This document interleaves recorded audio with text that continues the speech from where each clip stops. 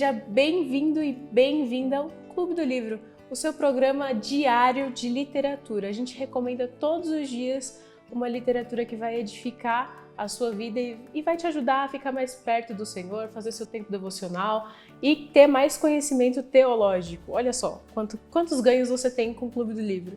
Já coloca aqui nos comentários o livro que você quer ver no próximo clube.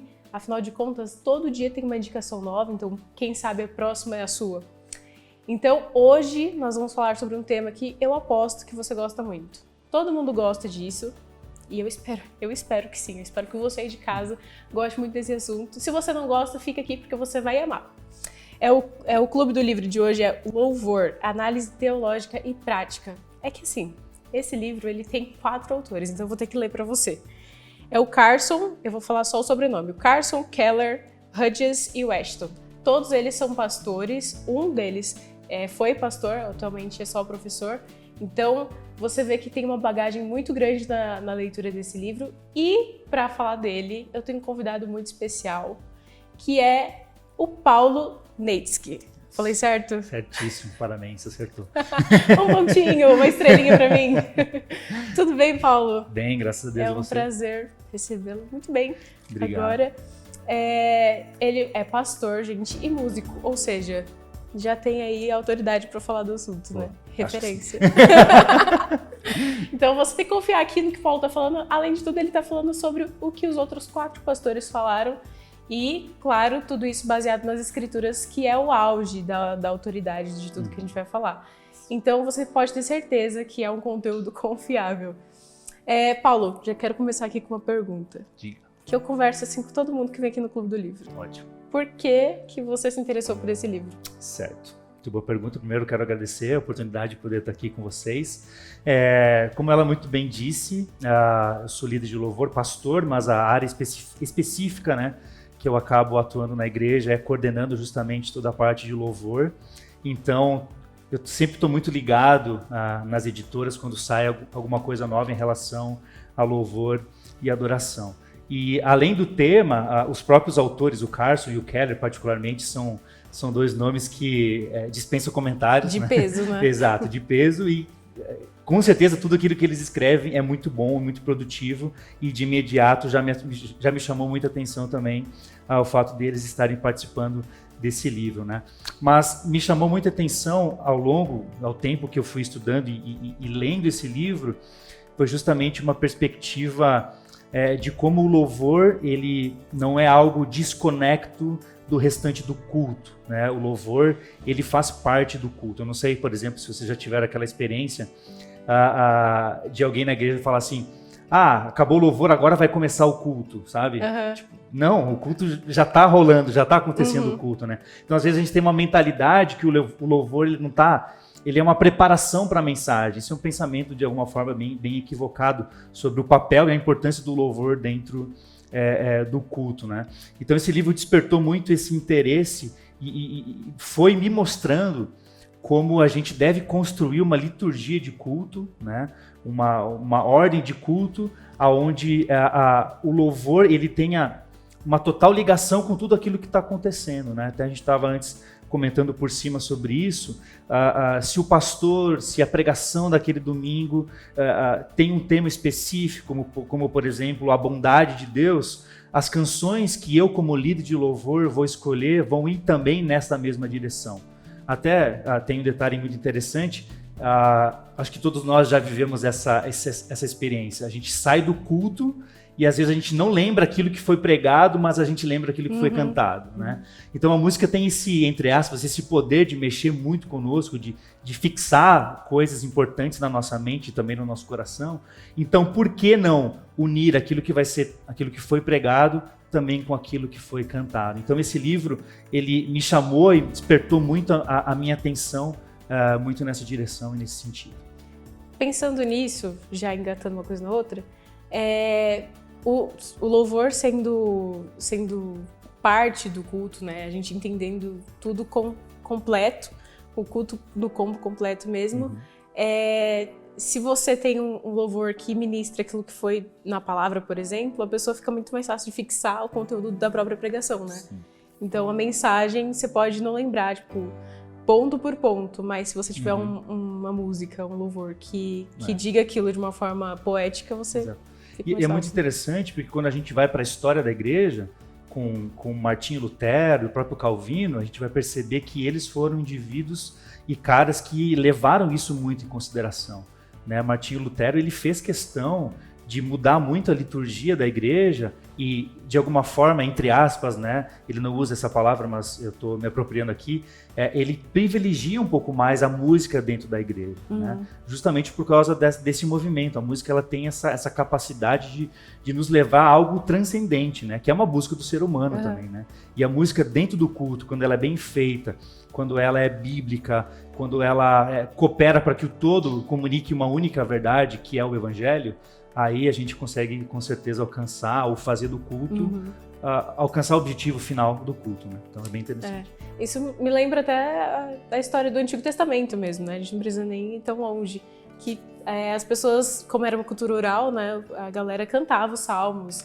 Era bem interessante, é interessante pensar na importância do louvor. E pensando dentro do livro, ele tem um tripé, né? Ele tem a adoração, o culto e o louvor. Isso. Daí, só para dar uma palhinha aqui, um gostinho para você aí de casa, que o incentivo aqui é nosso, que você leia o livro. Então, para dar uma palhinha sobre como que eles discorrem essas três coisas. Ótimo. É interessante que o primeiro capítulo do livro, que fica nas mãos do Carson, né, ele vai justamente falar muito da questão da adoração. Ele vai, de alguma forma, falar bastante sobre a adoração que ele chama de coletiva, que é o próprio culto, mas o próprio Carson, ele vai, num primeiro momento, mostrar como não é tão fácil assim definir o que é adoração, ou definir também como deve ser o culto, né? Porque a Bíblia ela não mostra pra gente como que deve ser o culto. A gente sabe o que eles faziam, eles cantavam, eles oravam, e tinha certas coisas dentro dos ritos religiosos, por exemplo, daquela época e tudo mais. Mas não há uma direção específica da parte de Deus. Nenhuma ordem assim que a gente possa ver. Não há, né? Então fica muito, às vezes, um pouco vago. E por isso que, às vezes, nós temos também tanta dificuldade de construir uma liturgia bacana. E por isso que é diferente, né? De denominação para denominação. E o bacana do livro é que são pelo menos 3 denominações diferentes, né? É um anglicano, um batista, presbiteriano. E o outro é de uma faculdade livre, que eles chamam no livro, né? É porque ele não é pastor, né, atualmente.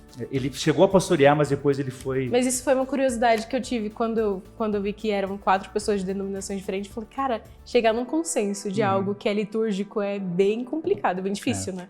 Mas é muito interessante, e eu não quero fugir da tua pergunta, mas é muito bacana você ler o livro e você perceber que, apesar de todos apresentarem uma liturgia diferente uma da outra, há um fio, digamos assim, que conecta todas elas, que é a palavra. Todos eles têm como base a palavra. Então, o culto ele é construído com base na palavra, e a palavra precisa estar presente dentro do culto em todo o tempo, né? E além desse fio, que é a palavra de Deus, a gente percebe também o fio do evangelho. Então, todas as liturgias, elas visam ou têm o propósito de que no final daquele culto o evangelho tenha sido pregado e vivido pela igreja, né? O que é muito interessante dentro dessas 4 perspectivas diferentes. Mas enfim, o Carson, então, ele abrange e vai tentar explicar um pouco essa questão da adoração, que, digamos assim, não é uma outra coisa senão a nossa resposta a Deus, a quem Ele é, em primeiro lugar, mas também em relação àquilo que Ele fez e continua fazendo por nós, né? Então, adorar está muito relacionado a essa retribuição, a essa resposta nossa ao Criador. Só que a adoração, e o Carson vai falar sobre isso, não pode ser limitada ao culto. A gente acha muitas vezes que nós adoramos quando nós estamos no culto. Não, nós adoramos também enquanto estamos no culto. Mas quando a gente olha para uma perspectiva muito mais ampla de adoração nas Escrituras, a gente vai perceber que a adoração, sobretudo, diz respeito à nossa vida. É algo contínuo, né? E ao nosso coração. Quando a gente dá um salto para o outro lado, por exemplo, a perspectiva da idolatria, o que é um ídolo? É algo que tem uma certa primazia no nosso coração, né? E quando a gente olha, então, para as Escrituras, adorar a Deus, não tem como eu adorar a Deus se eu não conhecê-lo, certo? E uma verdadeira adoração, ela só acontece quando de fato nós conhecemos a Deus. Só que também tem um movimento muito interessante que é discutido no livro, é que o nosso conhecimento sobre Deus, ele não pode ser meramente intelectual. Ele precisa chegar no nosso coração. Por isso a Bíblia fala, né, que nós temos que amar a Deus acima de todas as coisas, com todo o nosso coração, com todo o nosso entendimento, Exato. com toda a nossa força. Ou seja, a adoração é esse movimento nosso, uma resposta nossa em direção a Deus, mas não apenas intelectual, mas que, sobretudo, me leva a desejar mais a Deus, me leva a querer amar mais a Deus, né? Porque se idolatria tem esse aspecto de algo que eu amo, então adorar a Deus também tem esse movimento de não apenas conhecê-lo, mas também de que esse conhecimento me leva a querer adorá-lo e amá-lo cada vez mais, né? É só um pontinho sobre isso que você falou, que eu achei interessante, que talvez a pessoa que viu, a gente falou, louvor, uma análise teológica e prática, tenha pensado na questão somente do louvor na igreja, né? Mas abordando esse tema de adoração, a gente começa a analisar a nossa própria vida como um todo, né? E acho que isso que é mais interessante, de adorar a Deus é muito mais do que a gente às vezes imagina. Tipo, adorar a Deus, amar a Deus com toda a nossa força, com toda a nossa intensidade. Isso faz com que a análise que a gente faça de nós mesmos, a gente vai chegar a um ponto bem Aproveitando esse gap que você pegou, tem uma parte aqui do livro que é muito interessante, que ele fala assim, né? A adoração coletiva, que ele está querendo dizer que o culto público, né? A adoração coletiva, então, é a expressão particular de uma vida de adoração perpétua. Então, a expressão, né, de algo que já tem lá dentro. Exato. É muito interessante, eu não quero fugir muito também do tema, mas uma vez eu li um artigo, que vai muito em direção também à proposta do livro, o artigo falava assim sobre, será que nós estamos fazendo a pergunta certa quando nós vamos à igreja? Porque às vezes quando a gente vai para a igreja, a gente tem uma ideia daquilo que nós vamos receber de Deus.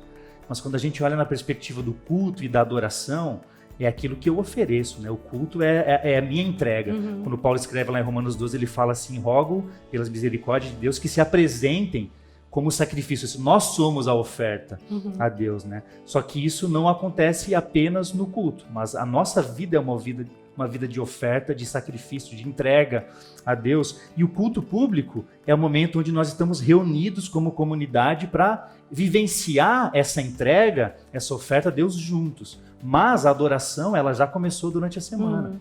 É por isso que às vezes a gente tem dificuldade quando a gente vai na igreja e a gente fala assim, o culto não foi bom, ou Deus não falou comigo, mas peraí, o culto é minha oferta a Deus, é o que eu entrego a Ele, é o que eu ofereço a Ele também, né? Se durante a semana eu não tive nenhum contato com Deus, não me aproximei dEle nas Escrituras, não tenho uma vida de devocional, uma vida de oração, seja o que for, no culto, o que eu vou ter para contribuir no culto? Exato. Quase nada, né? Isso me faz lembrar até do... eu tô fazendo vários comentários, né? Mas vou deixar você falar. Faz lembrar até do Antigo Testamento na questão dos sacrifícios, né? Quando Deus fala assim, vocês estão me dando sacrifícios defeituosos, vocês não estão me dando o melhor do gado de vocês, das ofertas de vocês, e vocês entregariam isso pro governador? E quando ele falou isso, eu fiquei meio, nossa, é pesado, né? E quando a gente vai no culto, acho que pensar um pouco mais nisso é importante, o que eu estou entregando para Deus? Verdadeiramente uma adoração ou está sendo meio defeituoso, assim, vou lá no culto, fazer aquele checklist, fui para a igreja, né? Exatamente. E tem um outro aspecto que eles mencionam no livro, que é uma dificuldade, inclusive dos dias de hoje, que a gente vê um culto, às vezes, que ele é muito intelectual, digamos assim, ele é muito bíblico, tem muito ensino, por outro lado, tem o surgimento de igrejas num culto mais sentimental. Eles vão tentar abordar essas duas perspectivas, que a gente poderia mudar como um culto tradicional para um culto mais contemporâneo, talvez, né? E como ainda existe essa dificuldade hoje, só que talvez essa dificuldade ela exista porque nós não temos uma compreensão correta do que é o culto e do que é a adoração, né? Porque se eu só vou para uma igreja para me alimentar teologicamente ou intelectualmente, e esse conhecimento não me leva a amar mais o próximo e amar mais a Deus, então o culto talvez não está cumprindo com o seu papel. Por outro lado, se eu me envolvo com um culto onde só tem emoção, muito sentimento, onde eu quero uma experiência com Deus, está muito na moda isso, as pessoas querem uma experiência com Deus, mas as pessoas não querem uma relação com Deus.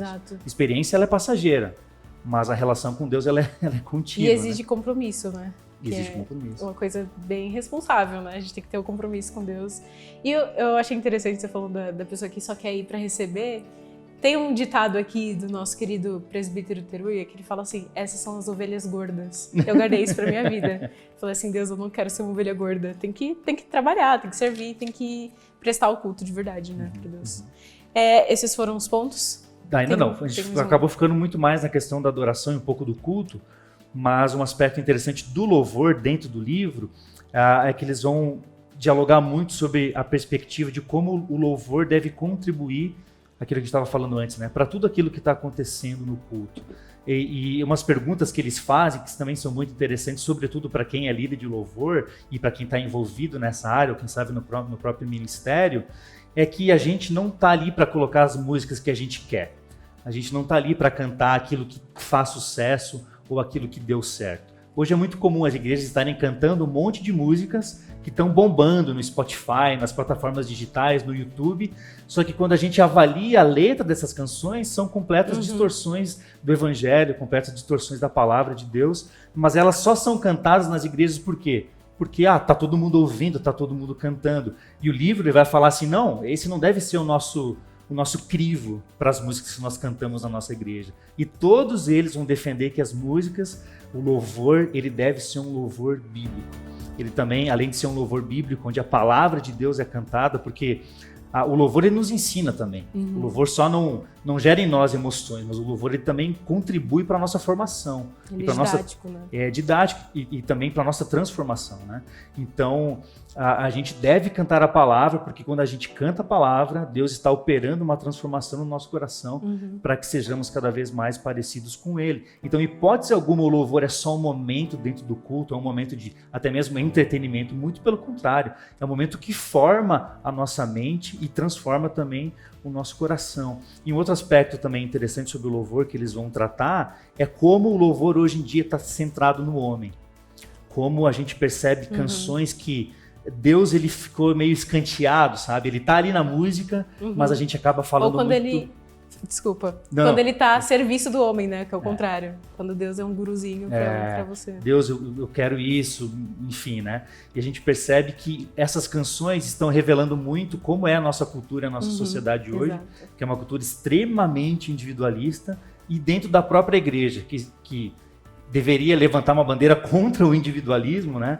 A gente acaba também cantando muitas canções do eu, do pra mim, aonde nós somos os protagonistas e Deus, como você falou, é aquele que apenas está ali agindo e nos dando aquilo que nós queremos. Então eles clamam, né, nesse livro também por esse retorno à palavra de Deus, mas um retorno também à essência do louvor, que é o elogiar a Deus, que é o cantar sobre Deus, né?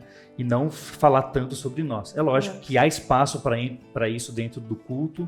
Há músicas que sim podem abordar também esses benefícios que nós desfrutamos da graça, do perdão de Deus, mas sobretudo a nossa mente no louvor e no culto deve se elevar até Deus e não a nós. Nós saímos de cena para que o evangelho seja explícito diante de nós. Né? Lembrando disso, eu tive uma experiência na minha vida, faz muito tempo, faz muitos anos. Eu era de uma outra igreja e tal, e aí a gente cantou no culto, não tinha muita essa preocupação com música no culto, né? Era uma coisa geral, assim, da igreja. E aí tava cantando uma música que dizia restitui, eu quero de volta o que é meu, né? Daí todo mundo lá, lindo, né? Restitui, apaga meia luz, assim, todo mundo cantando. E aí era um pregador convidado que foi lá. E ele chegou lá em cima e falou assim, o que vocês estão cantando, gente? Vamos lá. Vamos lá, vamos para as escrituras. E aí, isso gerou uma comoção geral, porque envergonhou tanto a liderança quanto a própria igreja que estava cantando junto. Então, não foi uma questão de ser duro por ser duro, mas foi uma exortação, assim, bíblica, né? Poxa, gente, vamos voltar para as escrituras. Nela, foi lindo, foi lindo. Mas sabe que você tocou num ponto que eu acho que é bem interessante? Até agora, saindo um pouco do âmbito do louvor, falando da música de forma geral, a música, gente, ela forma o nosso pensamento também. Hoje, quando a gente vê na música popular brasileira, enfim, o que está tocando nas rádios por aí, a gente vê como isso não é apenas entretenimento, mas como isso apresenta para nós uma cosmovisão de vida, uma cosmovisão de relacionamento, uma cosmovisão de casamento, de namoro, de vida de forma geral, né? Então, quando a gente dá esse salto para dentro da igreja, a gente jamais pode esquecer que a música tem essa essa função tão importante, que é também moldar o nosso pensamento e moldar também a nossa cosmovisão. E fixar ou fortalecer ainda mais as nossas convicções. Porque aquilo que a gente ouve, aquilo que a gente escuta fora da igreja e também dentro da igreja, de alguma forma nos afeta. A gente pensa que não. Às vezes você está aí ouvindo um sertanejo, às vezes você está aí ouvindo alguma música X, isso aqui eu só escuto para passar o tempo ou porque é legal. Na verdade, não. Isso de alguma forma está fazendo efeito na tua mente, até mesmo de uma forma que você não perceba. Exato. Eu fiz um estudo, nossa, eu nem lembrava disso, você lembrou agora. Eu fiz um estudo quando eu estava na faculdade, eu fiz uma matéria muito aleatória, né, em jornalismo, e aí a gente teve que estudar intertextualidade nas músicas. E daí eu estudei, né, como os efeitos da música no cérebro. E foi um estudo super superficial, não foi nada profundo, neurofisiologia, nada disso. Mas o pouco que eu estudei, eu vi o quanto que a música ela é doutrinária. Isso, fontes não cristãs. Fontes seculares diziam que a música era doutrinária. Então, se você escutar muito um certo tipo de música, você vai acabar sendo doutrinado por ela. Então, se você escuta muita sofrência, fica difícil, né? Se você escuta muito, se você escuta funk, aí vai ficar muito sexualizado. Enfim, entre vários méritos, né? Quanto mais. E aí entra pro lado positivo, né? Se você escuta músicas que vão te doutrinar positivamente, isso vai te ajudar até a vencer as batalhas diárias, né? Pensa um tanto de tentação que você pode fugir, coisas boas. Entre Filipenses 4, você pensar e tá em manutenção sempre na sua mente de coisas que vão te edificar, né? Paulo, vamos lá, próxima pergunta. Esse daqui é mais pessoal. Esse livro, ele te ajudou de alguma forma a formar a liturgia da sua igreja? A cooperar para alguma parte, enfim? Totalmente. Eu venho de uma igreja, sou gaúcho, no Rio Grande do Sul lá, e eu venho de uma igreja batista também, onde eu fui criado dentro da igreja, desde moleque e tudo mais, e eu fui percebendo que tinha vários movimentos dentro do culto, né? Tinha a música especial, né? Que é um solista para cantar, ou tinha alguns outros momentos dentro do culto, e eu olhava para aquilo, tudo bem, não entendia, né? Só que depois que eu fui para o seminário, fui começar toda essa parte de formação ministerial, que eu fui entendendo que de fato é o culto, e como esses pequenos movimentos, por exemplo, uma música especial dentro do culto, é algo que, o que isso revela, o que isso aponta? Isso está chamando a atenção de quem no final das contas, né? Quando a gente para analisar de forma muito sincera e honesta, é de fato da pessoa que está ali fazendo o solo. As pessoas estão admirando aquela voz, estão admirando aquele momento especial e não estão levando os seus corações, os seus pensamentos ou a sua mente a Deus. Não que isso não aconteça, eu não estou generalizando, né? Mas eu fui percebendo, e esse livro contribuiu muito nessa questão, de como a gente deve formular uma liturgia de culto que tenha um fio em comum em tudo aquilo que acontece. Então, desde a abertura do culto até o final do culto, a gente anunciar ali o evangelho. As pessoas, ao saírem daquele culto, elas entenderem que tudo que aconteceu ali dentro levou elas para uma mesma direção, para um mesmo lugar. E esse livro ele vai justamente trazer inúmeras sugestões de liturgia que vão, no final das contas, mostrar como a igreja está vivendo no culto o próprio evangelho. Tanto é que, por exemplo, uma das liturgias que eles sugerem aqui é uma liturgia de um culto que começa exaltando a pessoa de Deus, que eles chamam até de um ciclo de Isaías. Não sei, Isaías 6, daquele encontro de Isaías com a glória de Deus, a gente tem ali meio que uma sugestão de liturgia de culto. O que a gente vê em Isaías 6? Isaías, ele vê Deus assentado num alto e sublime trono. Então, trazendo isso para o culto, o primeiro momento do culto é o momento onde nós vamos exaltar a grandeza de Deus, a soberania de Deus, a autoridade de Deus. Na sequência, a gente vê o profeta tendo um encontro com a sua pecaminosidade e com a santidade de Deus, né? Os anjos estão cantando Santo, Santo, é o Senhor, o Rei dos Exércitos. Então a gente também tem essa direção do pecado de Isaías, ele fala, eu sou um homem pecador, mas também esse contraste com a santidade de Deus. Ou seja, a segunda música dentro do culto, ou o segundo momento dentro do culto, é um momento de confissão, onde a gente olha para a nossa própria vida e fala assim, poxa, eu não sou tudo aquilo que eu gostaria de ser. Eu sou falho, essa semana eu falei de tantas e tantas formas, e eu vou aproveitar esse momento do culto para me confessar. E entre parênteses, essa é é uma disciplina espiritual que hoje a igreja tem abandonado um pouco, a confissão.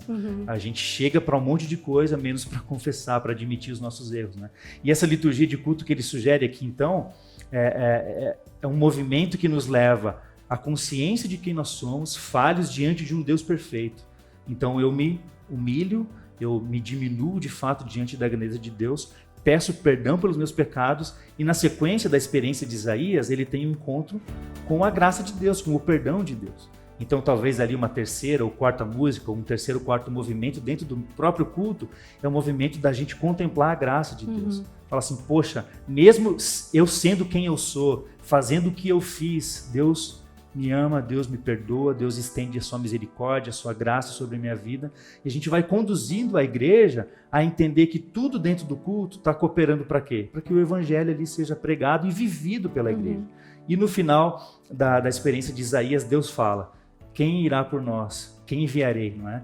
Então o final do culto, a gente sempre tem aquela, a gente chama de bênção apostólica, digamos assim, né? Que é o momento do envio, que é muito importante para a vida da igreja.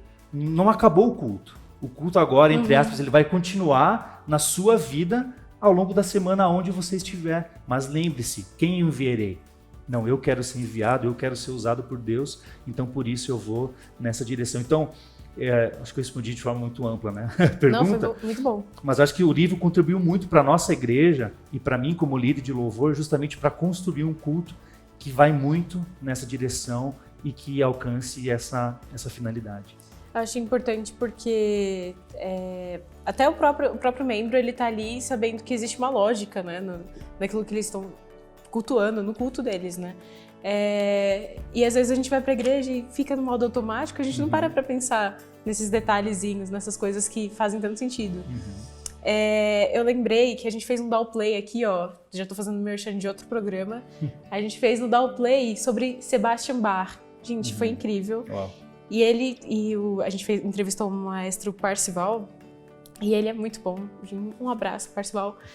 E ele falou sobre um pouco do que Bach viveu e como que ele ministrava as músicas, né? Ele vivia para compor as músicas do momento litúrgico.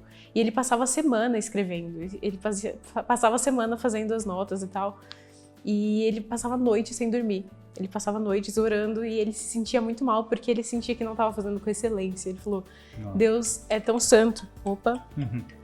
Deus é tão santo que eu não estou escrevendo o quanto ele merece. Eu não estou me dedicando tanto que ele merece. O cara passava noites inteiras sem dormir. E às vezes a gente faz um louvor meia boca, assim. Não só na questão da música, mas em todas as áreas da nossa vida. Às vezes a gente leva assim com negligência, né? Mas eu acho que isso leva muito a percepção do nosso próprio coração, né? Aquilo que nós fazemos a Deus é reflexo daquilo que é no nosso coração. Alguns dias atrás eu tive o privilégio de pregar sobre Caim e Abel. A gente vê lá que Deus aceitou Abel, mas rejeitou Caim. A gente vê ali que a oferta de Abel também foi aceita. Por quê? Porque Abel ofereceu o melhor, enquanto Caim, o texto bíblico vai dizer que ele ofereceu qualquer coisa. A gente vê ali um movimento de estilos de vida totalmente diferentes. Enquanto Abel tem um coração de fato entregue e obediente a Deus, ele oferece o melhor. Caim já estava distante de Deus e por isso ele oferece qualquer coisa. Então, aquilo que nós oferecemos a Deus como culto público, no louvor, nas nossas orações, ou seja, onde for no trabalho, é tudo reflexo daquilo que há no nosso próprio coração. E você tocou num ponto também interessante que o Tim Keller, sobretudo, ele fala nesse livro, que é sobre a excelência. O Tim Keller, na igreja da Redeemer, em Manhattan, eles têm uma proposta de liturgia de culto e de valor da igreja muito interessante, que talvez vai escandalizar muita gente. Mas o Tim Keller, ele fala no livro que eles têm uma visão muito clara com excelência, a ponto de eles contratarem os músicos para a igreja, inclusive músicos que não são cristãos. Esse é o ponto que as pessoas ficam escandalizadas, né? Vale a pena ler o livro para você entender um pouco mais, né?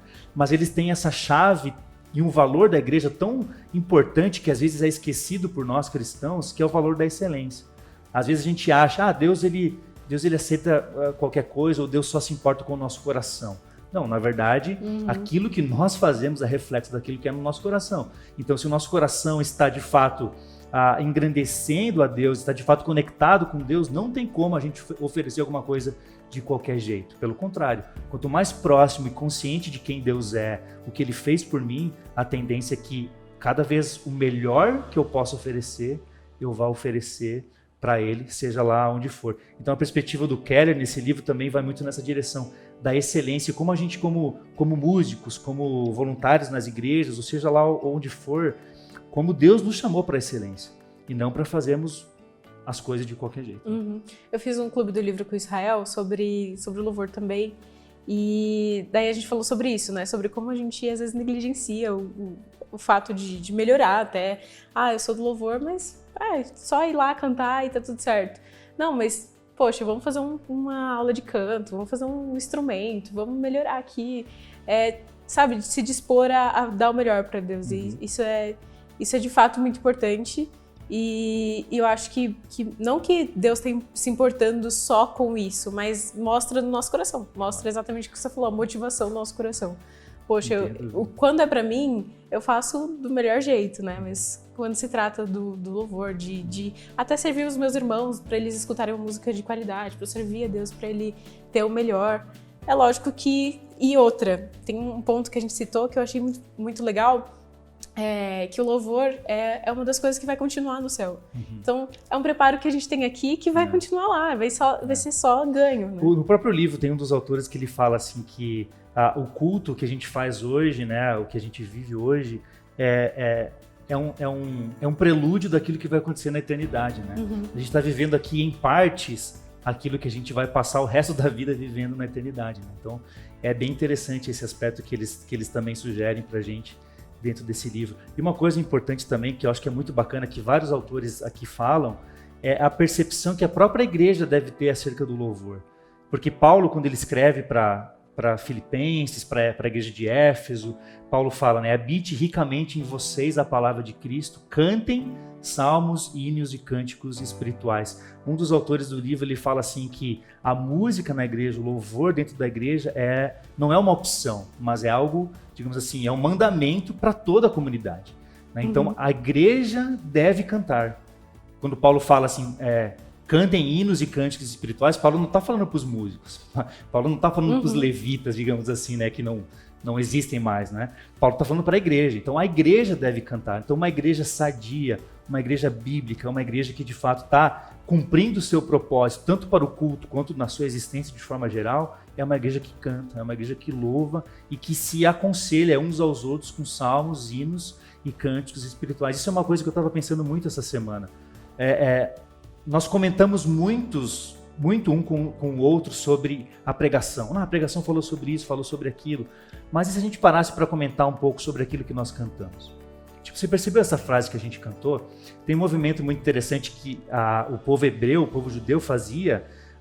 Se você já leu a Bíblia, nos Salmos, você talvez já deve ter percebido que alguns deles têm uma palavra no meio chamada Selá. Essa é uma palavra que às vezes é até um pouco difícil para a gente entender de fato o que ela significa na sua essência. Mas a grande parte dos estudiosos entende que esse Selá é o momento onde o povo parava de cantar para pensar naquilo que estava cantando. Caraca! Isso é fantástico. A gente já teve a experiência de fazer isso na nossa igreja, em alguns cultos. Nós cantamos umas 2, 3 músicas e nós paramos o momento de louvor. Gente, vamos ter um tempo agora, individualmente, a sós, para que a gente possa refletir naquilo que nós acabamos de cantar. Porque, gente, a gente canta muita coisa para Deus. A gente fala muita coisa para Deus enquanto a gente canta. A pergunta é, nós acreditamos nisso tudo e nós estamos vivendo isso tudo? Então, esse momento, esse selá na vida do povo judeu, era um momento, peraí, deixa eu parar, deixa eu pensar em tudo aquilo que eu estou cantando. Porque Paulo vai dizer lá em 1 Coríntios que o nosso culto é um culto inteligente, é um culto que nós temos consciência daquilo que nós estamos fazendo. E às vezes, como você falou antes, é tão fácil a gente entrar no modo automático, é tão fácil a gente, estou cantando aqui, estou fazendo as coisas aqui, mas o nosso coração não está envolvido, não está engajado naquilo, é porque às vezes nos falta essa compreensão de que, peraí, eu preciso entender diante de quem eu estou, sobretudo, diante de Deus, e é para Ele que eu estou fazendo, então por que eu estou tão, às vezes, desleixado? É por isso que Deus, no Antigo Testamento, entre aspas, critica o povo. Ele fala assim, vocês estão me cultuando, vocês me louvam, vocês enchem a boca e os pulmões para cantar, só que o coração de vocês está longe de mim. Então, às vezes é bom a gente aprender com a Bíblia a ter esse momento de pausa e a entender que o louvor, o culto que a gente faz, é parar e para entender de fato, poxa, eu estou me envolvendo no culto ou estou só assistindo o culto? É uma coisa que eles falam também aqui. Há uma diferença muito grande entre se envolver ou assistir um culto, né? E essa é uma coisa que constantemente eu, como pastor, como cristão, eu tenho tentado pensar muito. Deus, eu não quero aqui só fazer um culto para ti. Eu não quero só cantar essas músicas para ti. Eu quero me envolver contigo enquanto eu canto. Porque não é só uma coisa eu cantando para as pessoas, ou seja lá quem for. Não, eu estou na presença de Deus cantando e me envolvendo com Ele enquanto eu canto. Nossa, acho que já dá para acabar aqui. Show de glória. Foi muito bom. De verdade, acho que traz uma reflexão para o público. Eu fui muito edificada com essa palavra, gente. Que você também aí de casa seja. E como todo Clube do Livro, tem desafio. Todo Clube do Livro eu dou um desafio. Agora eu instituí essa regra. Só se Deus falar não pode, aí brincadeira. Mas, primeiro desafio, compre o livro. Compre esse livro, estude esse livro, afinal de contas, tem gente de peso, né, nesse livro. São 4 autores muito bons. E, além de tudo, fala das escrituras. Então, ele vai te dar um panorama muito melhor sobre isso que a gente falou aqui. Ele vai te dar mais profundidade no assunto. Se você se interessou, se você se sentiu tocado por isso, então compre, já é o primeiro desafio. O segundo desafio, faça isso que o Paulo falou. Já acabou o culto? Comenta aí com seus amigos o que você acha do louvor, qual a mensagem que você foi edificado, como que você entendeu aquela mensagem. Do louvor mesmo. Comenta da palavra, comenta de tudo, comenta da liturgia do seu culto. E às vezes a gente tem uma propensão a criticar, né? E falar assim, ai, nossa, a palavra foi ruim e tal. Mas também avalie como que você tem cultuado a Deus. Avalie o seu coração, avalie se de fato você tem prestado um culto que glorifique e honre esse Deus tão majestoso e tão maravilhoso que nós servimos. Afinal de contas, ele merece o melhor e com excelência, né? Como o Tim Keller falou. Paulo, tinha várias perguntas, mas o nosso tempo, ele se findou. Já foi. Muito rápido, inclusive, né? Passou. Acho que falar de louvor dá bastante papo, dá pano pra manga. O livro também não é pequeno, né? O livro tem bastante coisa, né? Então, dá pra falar.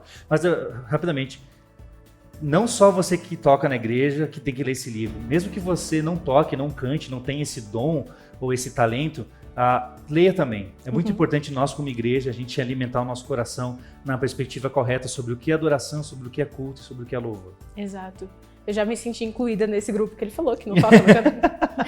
Mas vou ler também, né? Que elas vão ter que ler para aprender mais desse universo de louvor. Afinal de contas, é muito importante.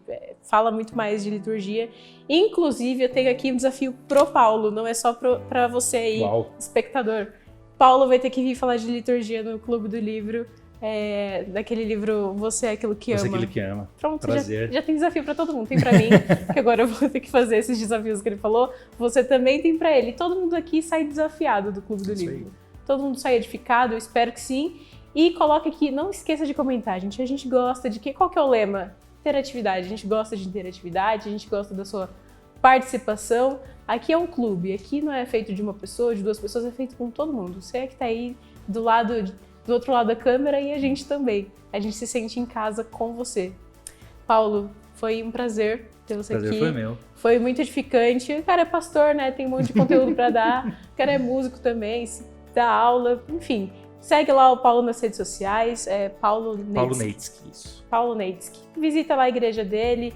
Enfim, tem aí vários conteúdos importantes pra gente aprender, pra gente adquirir. E compre o livro, gente. Esse é o ponto-chave. É isso.